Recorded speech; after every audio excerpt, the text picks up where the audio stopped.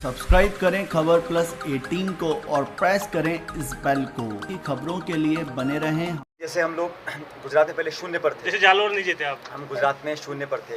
गुजरात में हम लोग बनासकांठा जीते हैं। हम लोग बांसवाड़ा डूंगरपुर जो बिल्कुल गुजरात बॉर्डर पर है, वो सीट हम लोग बीजेपी को हराने में कामयाब रहे हैं। हमने समर्थन दिया, 2.5 लाख से हम वहाँ जीते हैं। बाड़मेर जो बॉर्डर का जिला है, वहाँ पर हम लोग जीते हैं। तो जो बड़ा स्ट्रॉन्ग होल्ड है भाजपा का गुजरात के बॉर्डर की सीट पे हम लोग जीत रहे हैं। मतलब हम लोगों ने बड़ी मेहनत करी है। जहाँ हम नहीं जीत पाए हैं वहाँ आगे और मेहनत करेंगे। और मुझे लगता है कि अगर हम अच्छा मेहनत करेंगे तो जो लोग आज नाकामयाब हैं कल वो कामयाब भी हो सकते हैं। मैं तो उल्टा देखता हूँ, जहाँ हमारा संख्या बल कम है वहाँ हमें पोटेंशियल है बहुत ज़्यादा आगे अपना संख्या बल बढ़ाने का। तो अभी हाँ और काम करेंगे। और वहाँ पर ऐसा नहीं कि पार्टी कमज़ोर है, कुछ परिस्थितियाँ थी हम लोग चुनाव नहीं जीत पाए, लेकिन हमारे हम लोग 8 हम जीते हैं। 2 गठबंधन के एक समर्थन का जीता है। तो हमने मिलकर स्ट्रेटेजिकली काम किया था, तभी हम जीत पाए। जैसे मैंने कहा ना, जो भाजपा का गढ़ माना जाता है गुजरात, वहाँ भी हम सीट जीते हैं। गुजरात के निकट जो जिले हैं वहाँ पर भी हम लोग जीत हासिल कर पाए हैं। तो इतना हमने मेहनत करी है, उसका परिणाम मिला। इस बार सब ने सब जगह प्रचार किया है। जीत सबकी मिलके सामूहिक मेहनत का परिणाम है। और राहुल जी, प्रियंका खड़गे जी ने पूरे देश में ताबड़तोड़ रैलियां करी हैं। मुझे मौका मिला, मैं भी 14 राज्यों में गया हूँ, 100 सभा से मीटिंग करी है। तो जहाँ जहाँ पार्टी ने कैंडिडेट ने बुलाया है वहाँ हम लोग गए हैं और पार्टी को कामयाबी मिली है। लेकिन इसमें किसी एक व्यक्ति की बात नहीं है, पूरे संगठन ने हम ले पाए हैं। और मैं मानता हूँ कि जो देश में परिणाम आए हैं, परसों जो लोकसभा चुनाव के परिणाम आए हैं, उसका संदेश बड़ा स्पष्ट है कि ये चुनाव जो हुए थे ये 10 साल की सरकार के शासन के बाद हुए थे और लोगों ने भाजपा और एनडीए के खिलाफ वोट डाला है। 303 सांसद भाजपा के थे चुनाव से पहले, अब उनके 70-65 सांसद कम हुए हैं। और एनडीए का संख्या बल जो 400 चाहते थे वो 200 कुछ पे आके अटका है। और जनता ने किसी भी दल को सरकार बनाने का जनादेश नहीं दिया, एक खंडित जनादेश आया है। और जो भी सरकार का निर्माण होगा एक मिलीजुली सरकार बनेगी।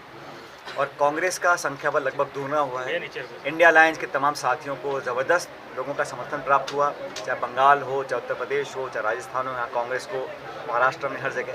तो ये तो आत्मचिंतन भाजपा को करना चाहिए कि उनके क्या करने से लोगों में एक उदासीनता रही। और मुझे लगता है कि ये चुनाव हम लोगों ने लड़ा जनता के मुद्दों को लेकर, जनता ने चुनाव लड़ा। और भाजपा ने कोशिश करी विभाजन करने की, मुसलमान, हिंदू, मंदिर, मस्जिद, मंगलसूत्र, तमाम तरह की बातें करी गई जो एक सभ्य समाज में एक स्वतंत्र और एक स्वस्थ गणतंत्र के अंदर इस प्रकार के संवाद को शोभा नहीं देते हैं। और लोगों ने इसको पसंद नहीं किया। और जो मिसयूज़ किया, जो सरकारी तंत्र का दुरुपयोग किया गया, विपक्ष के लोगों को टारगेट किया गया, निर्वाचित मुख्यमंत्रियों को जेल में डाला गया, कांग्रेस के पार्टी के बैंक के खाते चलते चुनाव में सीज करे गए, इस सबको लोगों ने अच्छा नहीं माना। और उसी का एक रिएक्शन था कि भारतीय जनता पार्टी के तमाम आंकड़ों के बाद और मीडिया ने जो एग्जिट पोल दिखाए थे वो भी हकीकत से परे थे। तो जो परिणाम आए हैं सुकून देने वाले हैं।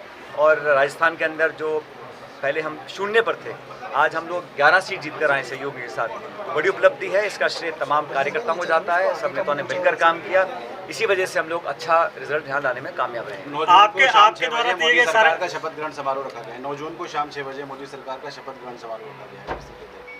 वो तो राष्ट्रपति का निर्णय है किसको आमंत्रित करना है और किसको सरकार के गठन करने का मौका देना है। लेकिन मैं तो शुद्ध रूप से जो परिणाम आए हैं उसका आप विश्लेषण करेंगे तो उसका सारांश ये है कि किसी दल को बहुमत नहीं मिला और जो दावे किए गए थे वो सब धराशायी हो गए हैं।